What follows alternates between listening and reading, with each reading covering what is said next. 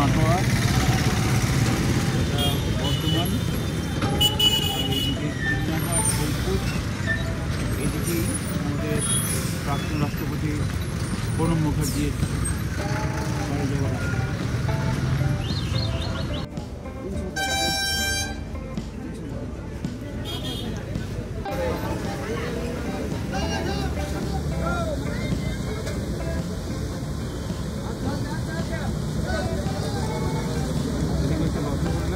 আর এদিকে হচ্ছে গোলের বৃষ্টি তৈরি হচ্ছে, দাদা বৃষ্টি তৈরি করছেন সুন্দরভাবে গোল গোল করিয়ে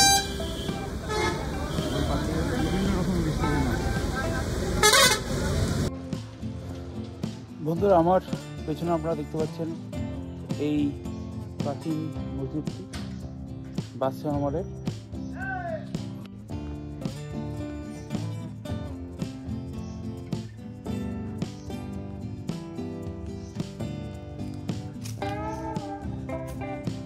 মসজিদটি একটি জরাজীর্ণ অবস্থায় পড়ে আছে, ভাঙার অপেক্ষায়।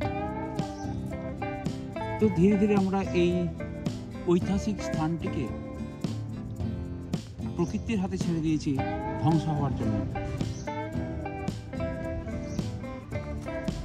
কিন্তু তার পাশে এই যে সুন্দর রাস্তাটা আপনারা দেখতে পাচ্ছেন, বাদশাহী রাস্তা, এর গুরুত্ব অপরিসীম।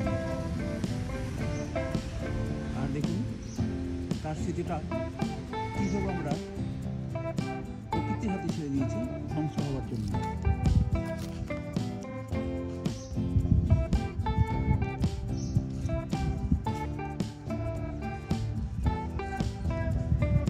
গম্বুজটা এখনো বিদ্যমান, ভেতরে যাবার চেষ্টা আমি করলাম না, কষ্টগুলো হয়তো যাওয়া যেত, তো বাইরে থেকে আমি এই মসজিদটিকে দেখাবার চেষ্টা করছি।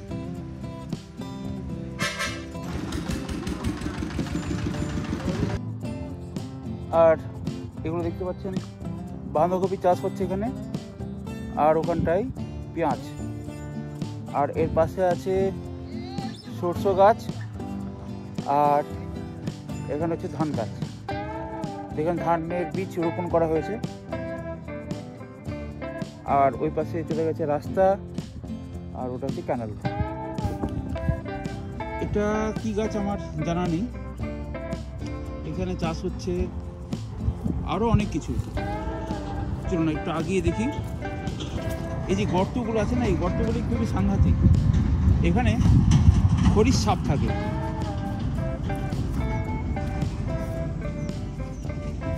এই যে বাঁধাকপি চাষ হচ্ছে, টমেটো গাছ থেকে আমার জানা নেই। এখানে কতগুলি গাঁদা গাছও আছে।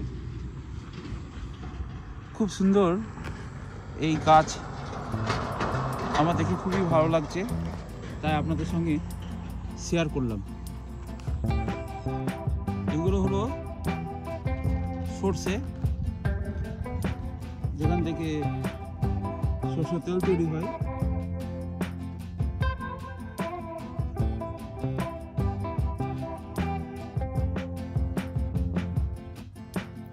এটা এখন কাঁচা আছে।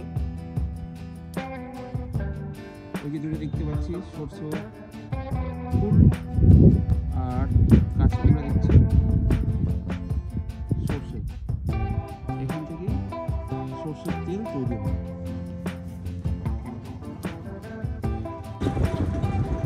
বন্ধুরা, আপনারা যে দূরে দেখতে পাচ্ছেন, এটি কিন্তু কোনো জমি নয়, এটা হলো ময়ূরাক্ষী নদী। আমি এখন ময়ূরাক্ষী নদীর ব্রিজে দাঁড়িয়ে আছি। এই যে ব্রিজটা, এটা টাকবাংলা থেকে কানেক্ট করেছে ফুটিসাগরকে, আর ফুটিসাগরটা যুক্ত হয়েছে বর্ধমান, বোলপুর, কাটোয়া। এই রাস্তাটির গুরুত্বপূর্ণ ভূমিকা আছে, এবং আপনারা জানেন বাদশাহী রোড, সেই বাদশাহী রোডে এটা একটি গুরুত্বপূর্ণ সংযুক্ত ব্রিজ। আর এই নদীটাকে দেখুন কিভাবে জমিতে রূপান্তরিত হয়েছে। বর্ষাকালে এর ভয়াবহতা জন্য এই আশেপাশের এলাকার লোকজন ভয়ে ভীতস্তত্ত্ব হয়ে থাকে। আর দূরে দেখতে পাচ্ছি ওখানটায় পিকনিক হচ্ছে, জুম করে দেখাবার চেষ্টা করছি। মনে হয় কোনো স্কুল ছাত্রছাত্রীরা এসছে পিকনিকের জন্য।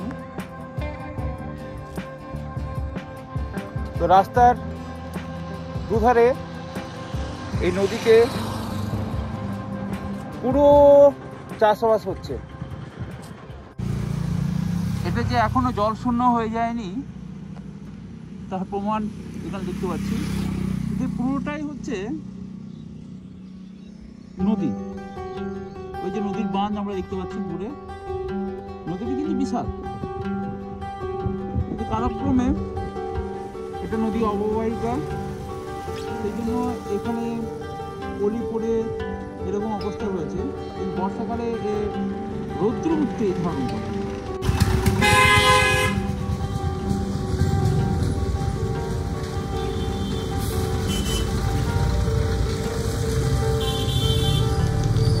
বন্ধুরা, এটি হলো বাহাদুরপুর মোড়। এইদিকে আমি আর এদিকে রামনগর হয়ে হাওড়া হাইট যাওয়া যায়। তো আমি এখন এইদিকে এই রাস্তা বরাবর যাবো।